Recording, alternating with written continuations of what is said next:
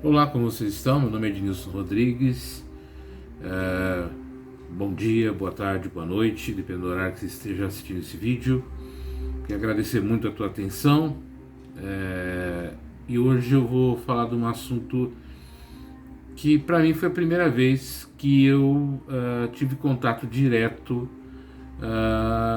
com pessoas, com famílias do espectro autista. Eu fui convidado a fazer uma palestra que realizei hoje no auditório da Univeritas, da Universidade de Univeritas, aqui de Itaquaquecetuba. Fui convidado pela Maia Azul, que é essa associação que congrega familiares de crianças, jovens portadoras desse espectro autista, dessa situação, né? E eu fui convidado para falar sobre o tema as mães atípicas e os seus medos. Por que eu estou ressaltando que foi a primeira vez que eu tive esse contato? Porque até alguns dias eu ouvia falar, conversava sobre o assunto, mas diretamente, ter contato direto, conversar, entender, saber como é que é assim diretamente, eu não tinha essa experiência. Então eu fui estudar, eu fui entender como é que isso se procede, como é que isso acontece, quais os hábitos, as atitudes, como se comunicar, né? Como me relacionar com eles, já que eu não tinha essa habilidade, esse conhecimento. Então eu procurei através de psicólogos conhecidos, através de pessoas que chegaram até mim e que têm filhos no espectro autista, que conviveram, conversei, troquei ideias para entender esse mundo, esse universo. E hoje eu fui falar, né, sobre essa questão do medo que as mães atípicas, ou seja, a mãe de crianças, jovens e adolescentes, e muitas dessas mães também portadoras desse espectro autista, das preocupações e dos medos que elas possuem. E um dos medos que os pais e as mães têm é em virtude da ignorância que as pessoas têm sobre essa situação. Como lidar, o que fazer, qual a ideia que tem, é muito preconceito, né?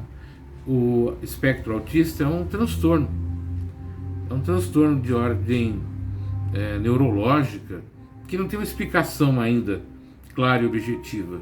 Existem tratamentos, existem procedimentos. No caso da Maia aqui de Itaquá, tem um resultado muito positivo de sociabilização desses jovens, desses adultos também, e portanto tendo uma vida extremamente tranquila e normal, como todo mundo. Mas eu volto a ressaltar, quando a gente não conhece alguma coisa, quando a gente não entende alguma coisa, quando não faz parte do seu dia a dia, a primeira coisa que a gente tem que fazer é procurar conversar com as pessoas que passam por essa situação e entender as suas dificuldades, os seus medos, as suas atitudes, como conversar, o que abordar, o que não abordar, o que agride, o que não agride, o que ajuda, o que não ajuda. E foi isso que eu fiz. Reconhecer que eu não conheço, não sou especialista,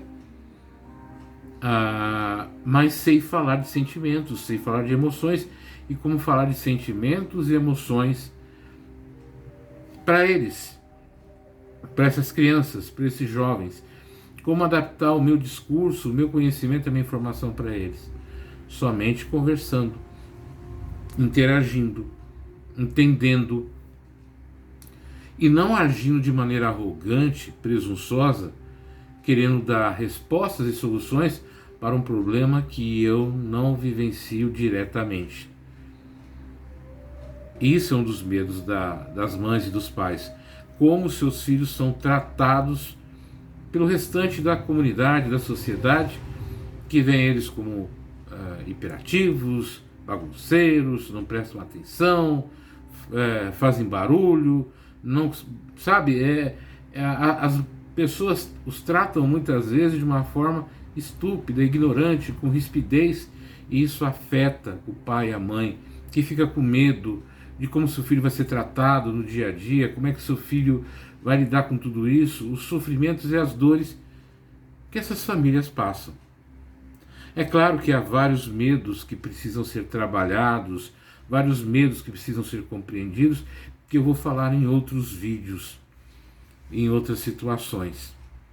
Mas a primeira coisa que eu, como uma pessoa que não tenho convívio direto, que não conheço, que não vivencio, a primeira atitude que eu tive no momento que fui convidado a fazer essa atividade com eles foi me informar. Mas não me informar só lendo, não me informar só assistindo vídeos, mas conversando com técnicos, com psicólogos, com assistentes sociais, com pais, com mães que possuem no seu seio doméstico, no seu lar, crianças nessa situação. Entender as suas dificuldades, os seus medos, as suas angústias.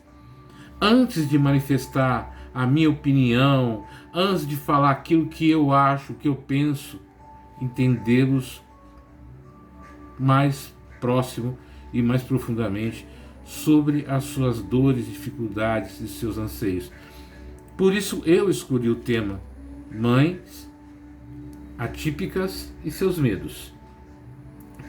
E um dos medos também é o fato de muitas vezes o pai se afastar da mãe. Hoje haviam aproximadamente quase 100 pessoas ou mais de 100 pessoas na sala, no auditório, e tinham 5, 6 pais, o restante eram as mães e seus filhos. E eu falei durante 1 hora para as mães, para os filhos e para os pais, sem problema nenhum, sem dificuldade nenhuma. Porque eu procurei compreender as situações deles e mostrar também. Então, recapitulando, eu fiz esse vídeo aqui com vocês falando sobre isso, para que eu pudesse trazer para vocês essa postura de perguntar, de entender, de compreender a dor e a dificuldade dos familiares, das pessoas que estão ali. Eu ouvi algo muito interessante falado pela presidente da associação, a Edine, que o autista ele precisa estar com as pessoas, entre aspas, normais, como a gente coloca, porque ele é como se fosse uma esponja. Então, portanto, ele aprende, ele convive, ele muda, ele se transforma graças ao convívio.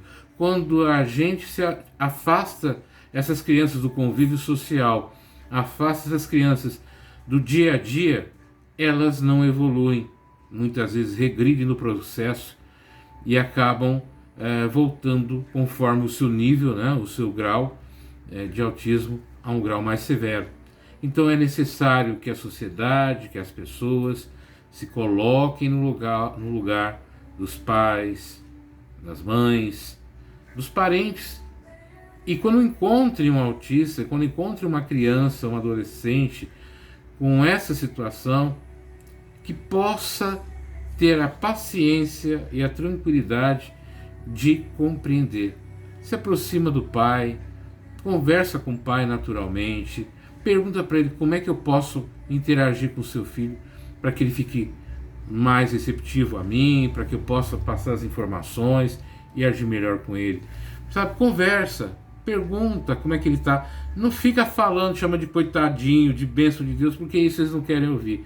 As dificuldades são grandes, os problemas são grandes, e eles precisam se sentir acolhidos, apoiados. Falar discursos vazios, sem profundidade, não ajuda.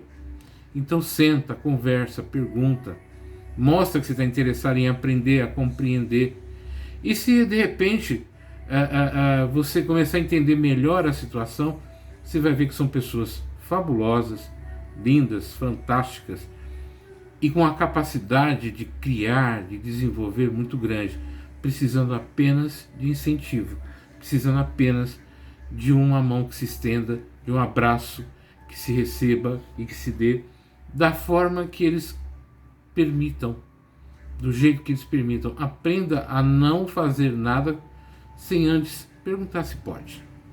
E procurem ser diretos, procurem ser objetivos. E entendam também que eles são diretos e objetivos. Não é que eles não tenham sentimentos, emoções, eles têm, mas trabalham de uma outra maneira. Então era isso que eu ia passar para vocês nesse primeiro vídeo, que eu vou fazer outros falando sobre o assunto, para que a gente comece a entender essa situação do autista e também de outras pessoas atípicas da nossa sociedade. Respeito, compreensão, aceitação, amor, fraternidade e caridade é o melhor caminho para que a gente possa viver uma sociedade mais justa, mais acolhedora e mais amável. Tenha uma linda noite, uma linda tarde, um lindo dia e até o próximo vídeo.